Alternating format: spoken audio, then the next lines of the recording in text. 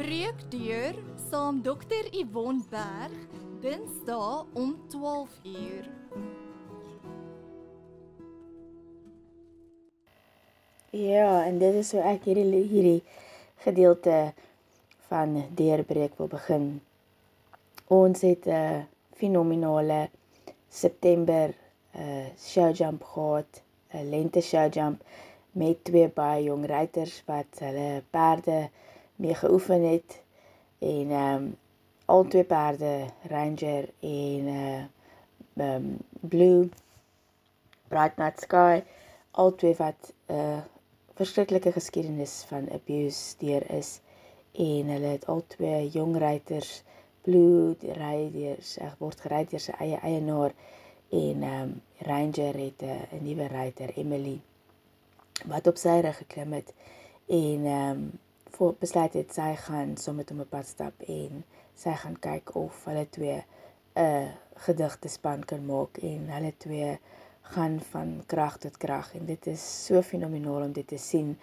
Maar dit leer 'n mens weer eens 2 baie belangrike goed en dit is verhouding, uithou vermoë en harde werk en dit is maar waaroor alles gaan in die lewe. Ons is almal gebroken, ons is almal stikkend, ons het almal iets in ons lewens waardeur ons gegaan het of gaan en om die pad te stap van heling is nie maklik nie, dit gebeur nie oornag nie, maar dit is tog iets wat ons kan oorbrug as ons Vader se hand vat en ons het mense rondom ons wat in ons glo en saam met ons die pad kan stap as ons vertrou in Vader sit en soos alles vir hom gee, dan kan hy daai seer kom heel maak, hy kan daai kruik wat gekraak is of gebreek is weer kom heel maak en mens wil partykeer hierdie goed druk, mens wil partykeer hê die perd moet vinniger vorder, ons wil vinniger daar uitkom by die punt waar ons kan deelneem buitekant ons arenas hier op die plaas, sodat ons kan sien waar ons in staat is en dan is die perd dalk nie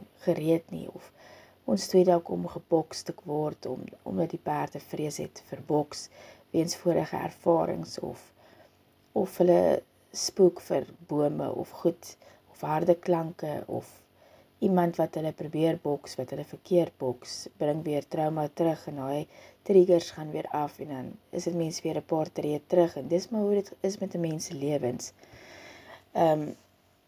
Mens en die dier, en dit is hoekom ek so lief is daarvoor om met hierdie perde te werk, is want hulle herinner my so baie aan mense, hulle herinner my so baie aan myself. Ons besef nie altyd dat daar verskillende triggers is wat in 'n mens se lewens afgaan wanneer jy deur prosesse werk in die lewe nie. Ons het byvoorbeeld vir Blue nou gevat na matriekafskeid toe, waar hy by matriekafskeid deur 'n jong meisie wat om matriekdans verteenwoordig het, was sy op hom gery het in die saal in en dit het als goed gegaan totdat ons by 'n sekere area moes stop en waar sy wou foto's neem waar hulle by mekaar gekom het en die omgewing dit was vol, was baie mense, dit was klomp geraas en dit het vir hom, jy kon sien Blue het begin skepties raak en dinge het begin in sy gedagtes terugspeel en op 'n stadium het hy baie senuweeagtig geraak en sy agterboude het hy begin intrek en sy bene het begin bewe en ek het net die hele tyd probeer paai en vir hom gesê jy's okay. En die fotosessie het baie goed gegaan, ons het goed gegaan, maar toe hy nou weer moet boks toe, is hy bietjie stram om te boks en ons moes omtrent 'n uur stoei met hom om in die boks te kom, maar stadig maar seker het hy toe nou ingeklim. Dit was 'n baie lang dag vir hom gewees. En hy moes opgemaak geword het met blomme en versierings en allerlei dinge vir die fotosessie en vir die matriekafskeid en dit was warm gewees en al die mense en al die dinge wat rondom hom gebeur en almal wat kom staar na die perd met al die blomme in sy hare en die saal wat opgemaak is, dit lyk soos 'n hele tuin en Blue het dadelik dinge beginne terugflits vir hom. 'n Mens kon sien in sy gedagtes, hy het nie geweet wat ek kan toe nie. En dit is wat gebeur, 'n mens ervaar iets in die lewe en partykeer deel jy nie daarmee nie en jy sit dit dalk iewers daar agter in val nommer 13.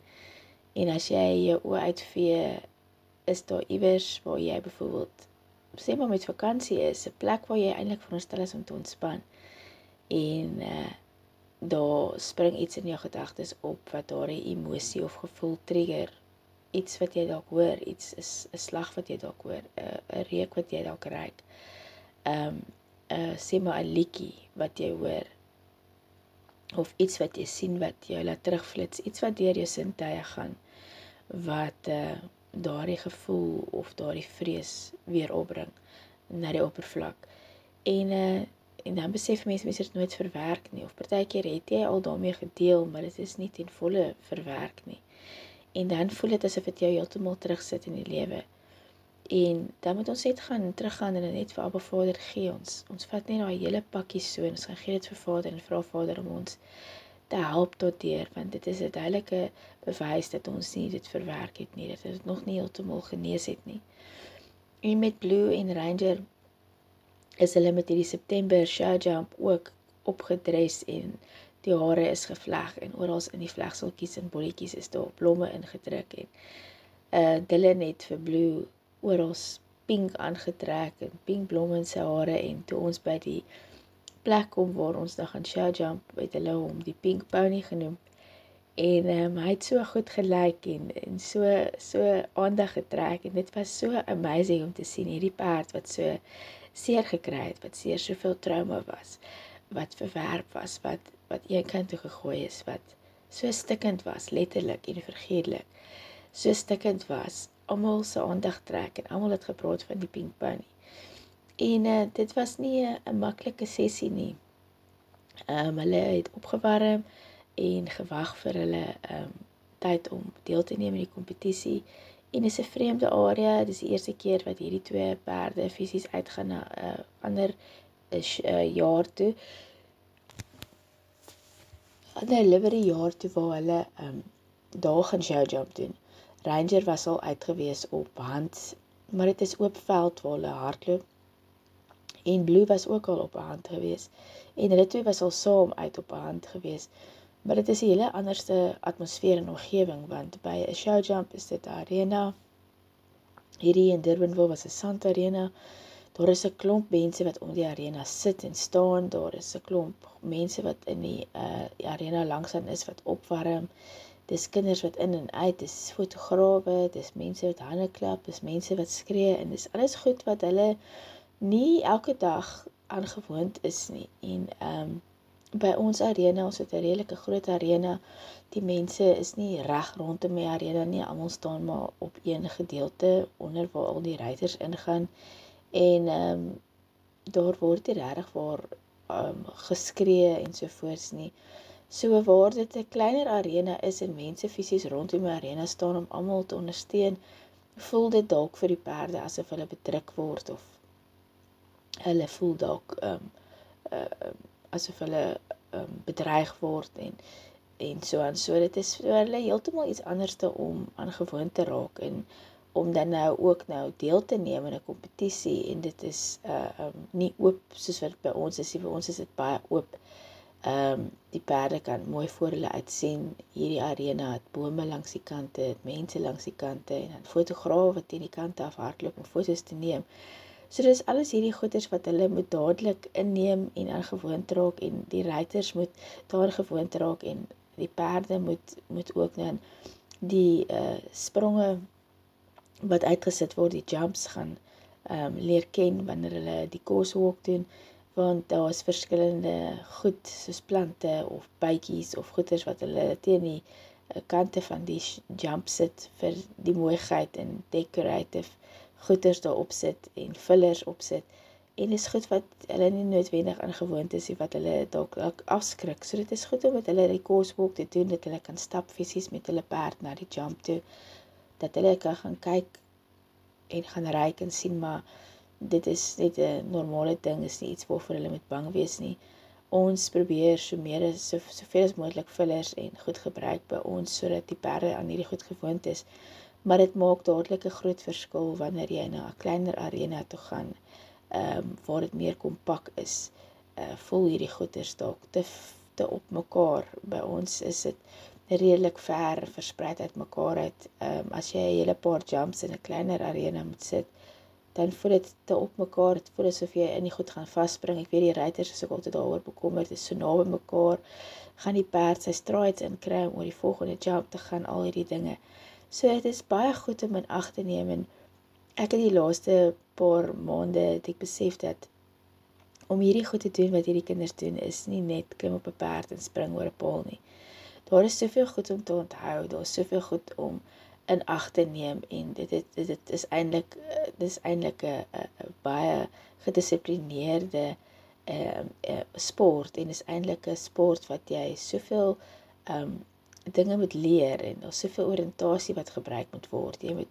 Jy moet weet wat se been om in te hou as 'n ruiter om teen jou perd te hou. Jy moet weet om jou reins te hou. Jy moet weet wat se rein moet lank wees en wat se kant moet kort wees. Jy moet jou strides kan tel. Jy moet kan weet of die perd op die regte been is, en jy moet reg geposisioneer wees, en jy moet al hierdie dinge moet jy in gedagte hou terwyl jy nou nog deelneem en op die volgende sprong af ry om oor hom te spring. So dit lyk verskriklik maklik van die kant af, maar dit is nie so maklik nie.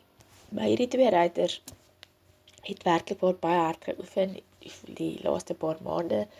Hulle het geweet waarvoor hulle oefen. Hulle het regtig waar 3-4 keer 'n week kom fisies ry vir 2 ure, verskillende spronge gedoen in die arena. En Ranger het op 'n punt toe Emily begin met hom ry, het hy in die arena ingekom en het hy reguit gestap na die agterste kant van die arena toe, na teen die paal gaan staan, en hy het daar gestaan en hy het in die begin geweier om enigiets te doen. En sy het net sy hart oorgewend. Sy het aangehou en uithou vermoë gehad. En wat vir my so kosbaar is van haar, elke dag as sy klaar gery het, dan vat sy 'n krat, dan gaan sy uit by die hek, dan hardloop sy oor die pad na die bierplaas toe, dan spring sy oor die walletjie wat daar is, vir die voortjie vir die water om na die dam toe te gaan, spring sy daar oor. Sy gooi eers die krat oor die veld of oor die pad op die walletjie op, en dan tree sy terug en dan spring sy oor hierdie stroompie water om gras te gaan afsny, lang gras wat oor kan groei te gaan afsny. En dan sal sy hierdie krat, ek en my man verkyk onsself aan haar en elke dag. Dan sal sy die krat doodgewoon indra in ons plaas se hek in, en dan stap sy met die krat al die pad af, en dan kry elke perd 'n bossie gras. En sy sal selfs vir die skape ook voer. So dit is so kosbaar om te sien. Sy kom ry, sy saal op, sy doen al die dinge wat sy moet doen, en dan gaan bære sy vir Ranger, en sy sorg dat hy gemaklik is, sy jas aan het, en sy sal sorg dat hy sy kossies kry, as hy is terwyl sy kostyd is, as sy graag sy eie kos vir hom wil gee, en dan sal sy hom gemaklik maak, en dan kom sy terug en sy kom bære al haar goed, en dan gaan sy met haar krat oorkant toe. By ons is die gras nie so lank nie, want die skape wei, en die perde, so oorkant die pad, is daar lekker lang gras, en dan sal sy 'n hele krat vol gras vir hulle bring, en dit is nou hulle bederfie, buite in die wortels en die goed. So hulle sien so uit daarna, en as Emily is, en hierdie week is sy nie hier nie, want sy is bietjie met vakansie, hulle is op 'n skoolkamp weg, so die perde gaan haar mis, en ek glo sy gaan vir hulle mis. Maar dit is so fenomenaal om te sien hoe sy met hierdie Ranger werk, en hoe sy hart gesteel het, en elke keer net meer en meer probeer, en hulle het so fenomenaal gedoen, so pragtig gelyk by hierdie show jump, regtig vir die trots gewees van Honeywell, en hulle het baie goed gedoen, en Dylan het 'n roset gekry vir 'n tweede plek. Hy was ook in die trekking vir die perd wat die mooiste opgedres was, en ja, ons was omtrent die enigstes wat deelgeneem het buitekant die reisskool waar ons gaan deelneem het, was ons die enigste 2 ruiters van buite af. En die meeste van die deelnemers daar was maar die tuis reisskoolse mense. Maar ons kinders het goed gedoen. Dit was vir 'n interessante dag uit. Ons kon met almal praat en deel wat ons toe gekom het na alles. Het almal kom vra oor die perde en hulle kom vat terwyl ons by die horsebox was en hulle al hulle blomme uit hulle hare uitgehaal het en alles goedjies reggepak het en opgepak het terwyl hulle gestaan en eet het almal kom vra oor die perde en waarvandaan hulle kom en hulle geskiedenis ensovoorts. En dit was so lekker om te kan getuig om te sê dat Blue was gebruik gewees om kos en voer te steel van plase af, hoe hulle die toue oor sy rug gesit het en kossakke aan sy rug vasgemaak het en hoe sy rug beskadig is en hoe hy by ons gekom het met hierdie oop gat op sy rug wat fantasties toegegroei het, maar as gevolg van die weefsel wat beskadig is, maak dit 'n hamp op sy rug, maar nie te erg nie. Maar as 'n mens hom sou sien, dan sal mens dadelik dit oplet op sy rug. Maar hy is so oulik en hy is so gehoorsaam en as ek dink in die begin hoe Dylan met hom gaan werk het en uitgestap het van die paddock af na die take-up station toe het Dylan nog een oomblik gedink Blue is daar, die volgende oomblik dan hardloop Blue weer terug kamp toe en hoe hy net nie wou saamwerk nie en hoe hy so steeks was soos 'n donkie en Dylan gestoei het om hom te kry om net stil te staan, om sy saal op te sit en dit staan Blue nou doodnormaal rustig. Jy kan nie glo in die paar maande wat hy met hom werk, hoe fenomenaal hierdie perd verander het nie. Desember sal dit omtrent 'n jaar wees wat hy by ons is en dit is regtig vir amazing om te sien hoe hierdie perd verander het. Ons gebruik partykeer vir Blue ook met ons jong ruiters, ons 3-jarige kinders wat bietjie groter perde wil ry as vir Dashie. En Blue is so versigtig met hulle. Hy's so spesiaal en hy is net een fenominale perdjie met die massiewe groot hart. En hy gee vir Dylan soveel vreugde. Hy gee vir ons almal soveel vreugde. Hy het 'n persoonlikheid van sy eie en as jy enigstens rondloop deur die dag of in die nag gekap hoor, dan moet jy weet dis Blue wat teen sy kosbak skop.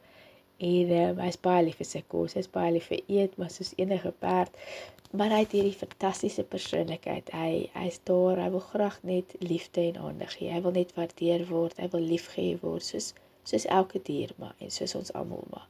Ons wil weet ons word waardeer. Ons wil weet ons iemand is lief vir ons, iemand gee om vir ons.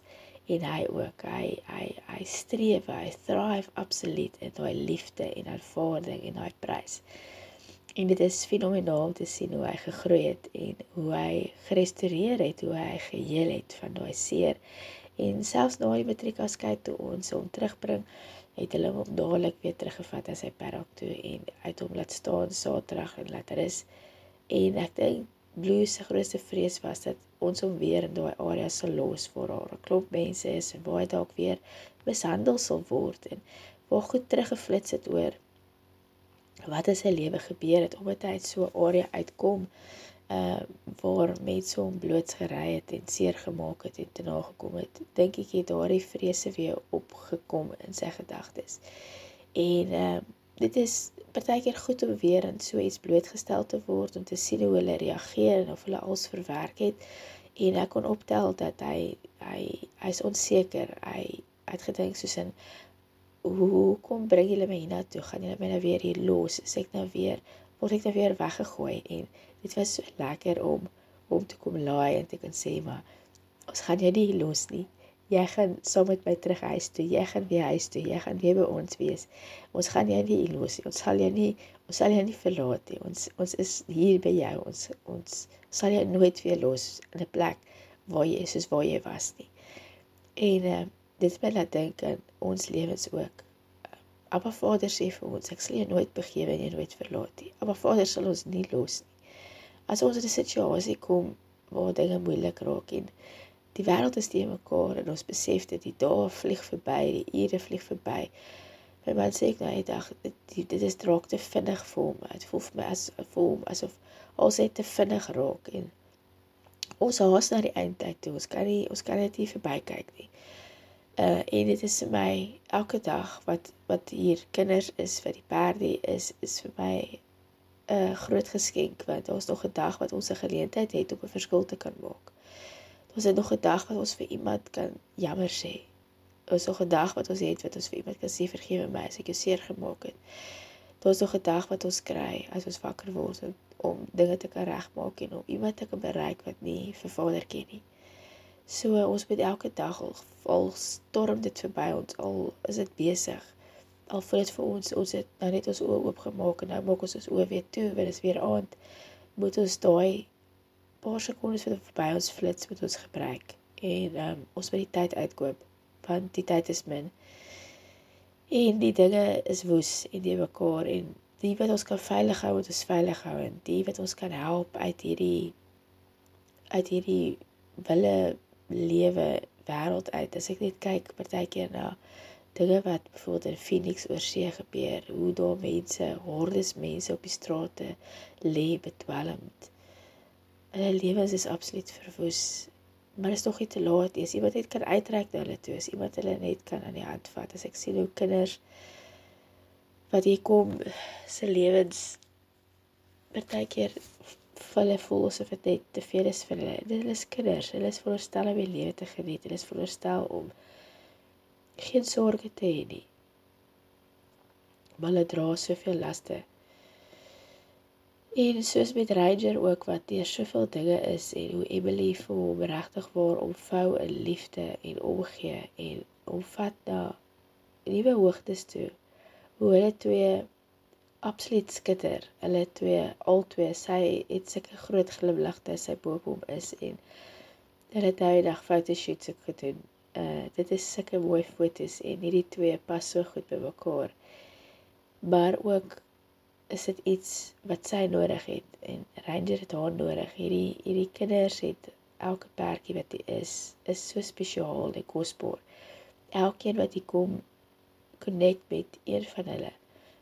Ek sal die komende week deel oor ons nuwe ling, Amelia Rose met haar filletjie. Ons het 'n filletjie gekry verlede week in donderdagoggend. Can't Catch Charlie is sy naam. En ja, ook 'n Amerietjie wat deur baie dingetjies is, en net om te sien hoe kosbaar sy is as 'n mamma nou, met daardie filletjie.